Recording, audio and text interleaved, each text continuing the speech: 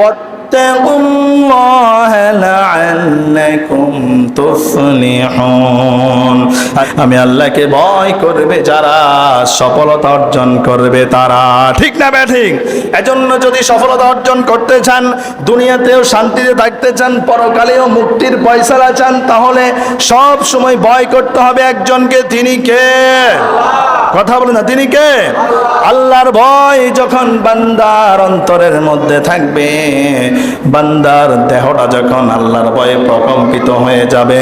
ফোকাহে কেরামগণ লেখেন, একটা গাছ থেকে শুকনা পাতাগুলো যেইভাবে অজস্রে জোরে জোরে জমিনের মধ্যে পড়ে যায়, আল্লাহর বান্দা যখন আল্লাহকে ভয় করবে, আল্লাহকে ভয় করে যখন চলবে, ওই বান্দার আমল নামা থেকে আল্লাহ তাআলা গুনাহগুলোকে এইভাবে করে মোচন করে দেন। ঠিক না ঠিক? এজন্য সব সময় ভয় করতে হবে একজনকে। তিনি কে? ফেরা হাজিরিন, বনি ইসরাইলের একটা ঘটনা, মূসা নবীর জামানার একটা ঘটনা। মূসা নবীর জামানায় একজন নেককার পরিবার, ওই নেককার পরিবারের মধ্যে স্বামী স্ত্রী দুইজন, আবার তাদের দুইটা সন্তান আছে।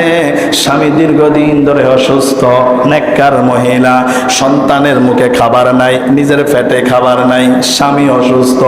সন্তানদের দিকে তাকিয়ে স্বামীর থেকে অনুমতি নিলেন, স্বামী আমার সন্তানগুলা ক্ষুধার্ত অবস্থায় কান্না করতেছে, এমন কান্না করতেছে, ওই ক্ষুধার কারণে কান্নার আওয়াজ ঘর থেকে বের হয় না।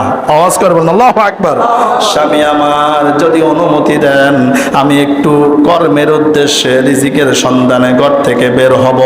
স্বামী অনুমতি দিলেন, ওই নেককার মহিলা ঘর থেকে বের হলেন। যেতে যেতে একজন ধনাঢ্য ব্যক্তির কাছে গেলেন, গিয়ে বললেন, ভাই আমার, আমাকে একটা কাজ দাও, আমাকে একটা কর্ম দাও, কারণ আমার স্বামী অসুস্থ, সন্তানরা ক্ষুধার্ত, ঘরের মধ্যে খাবার নাই। ওই নরপশু কোনো কাজ দিলেন না, একটা প্রস্তাব দিলেন। বলল, তুমি যদি আমার সাথে কিছুক্ষণ সময় কি করো, পাচিং করো, কিছুক্ষণ সময় অতিবাহিত করো, কাটিয়ে দাও, আমি তোমাকে খুশি করে দিব, তুমি আমাকে খুশি করে দাও। জোরে বলুন নাউজুবিল্লাহ।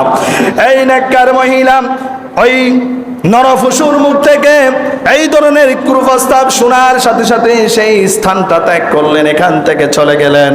আবার তার ঘরের মধ্যে গেলেন, গিয়ে দেখতেছে সন্তানরা এমন ভাবে কান্না করতেছে, ক্ষুধার কারণে সন্তানদের গলা দিয়ে কোনো আওয়াজ বের হচ্ছে না।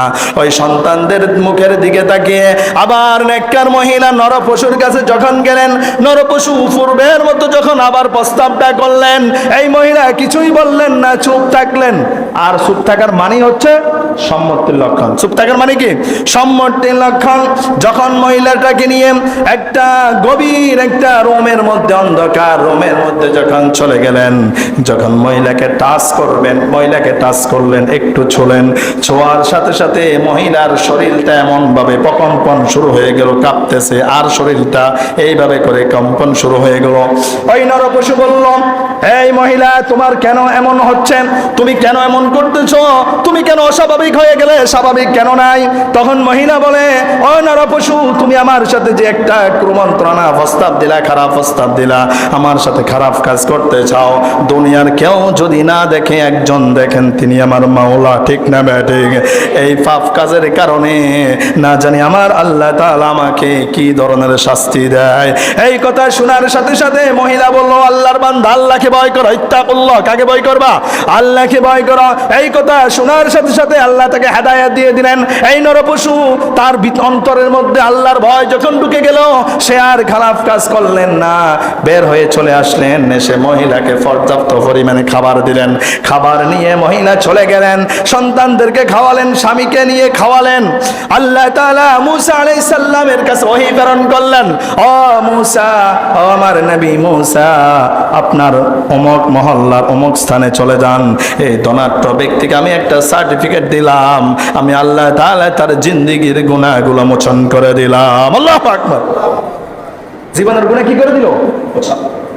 মূসা আলাইহিস সালাম তো অবাক হয়ে গেল, আমি আল্লাহর নবী, মুসা কালিমুল্লাহ, আমি যে আল্লাহর সাথে কথোপকথন বলি, আল্লাহ আমার একটা সার্টিফিকেট দেয় নাই যে মুসা তোমার অতীত জীবনের গুনাহগুলো মাফ করে দিলাম, তোমাকে জান্নাতবাসী করে দিলাম।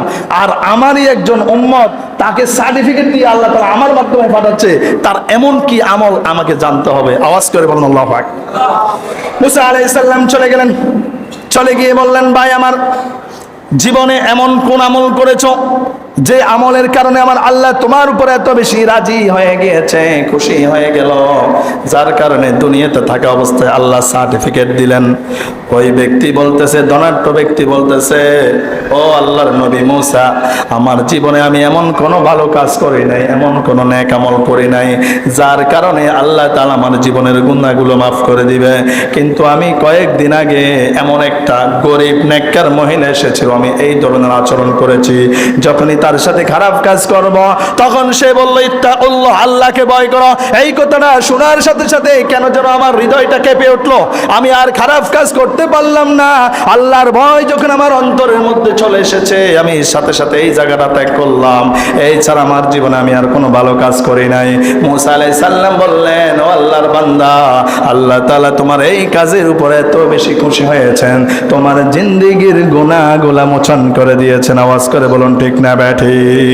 এই ধরনের ভয় আমাদের অন্তরে থাকার দরকার আছে না নাই?